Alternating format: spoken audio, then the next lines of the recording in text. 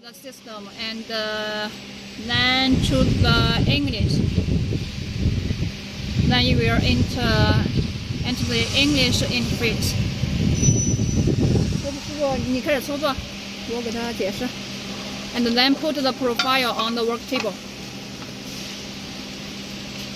我慢着点慢。And then click click 对吧？让它回踩。已经回完了，你让它回上了。And then click menu adjust. And then make the machine back home point. Then click stop clamp. Then return. Then click auto. Click single.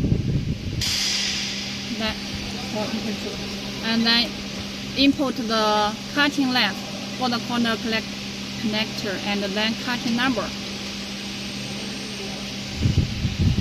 Then click motor start. Then the machine will work.